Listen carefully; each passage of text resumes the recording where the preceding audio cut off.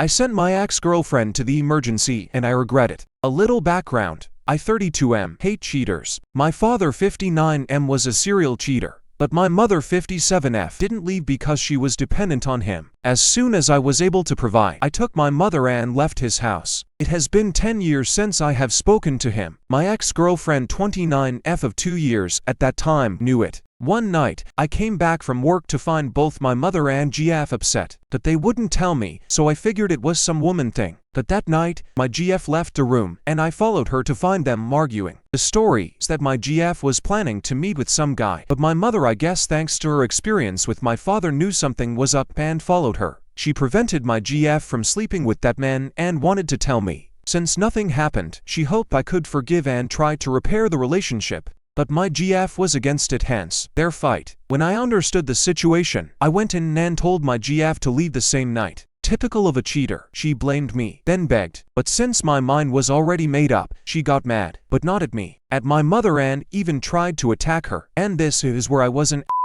I started recording when I heard them arguing, so I had proof. I could claim I was protecting my mother, so I hit her face as hard as I could. We called an ambulance, and she spent the night at the hospital, and then a week in bed. And as expected, everyone accepted the explanation of me protecting my mother. Even my mother thinks I just reacted, but I know it's not the case. I could have used less strength. I could even stop her before she reached my mother. But no, I was so angry that all I wanted was to hurt her. And now, I have the image of her knocked out in my head. No one except my ex's parents talked harshly to me. Thank you for calling me out. I guess I needed that. Also, thank you to those who tried to defend me. It was nice of you, but don't hit someone in anger, because when you calm down, it never feels good. That being said, there were a few misconceptions in the comments that I would like to correct. Not that it would change anything, though. Also, I would like to answer some common questions. First, my ex is okay now. I have seen her from time to time since we live in the same city. You will be glad to know that I'm no longer in a relationship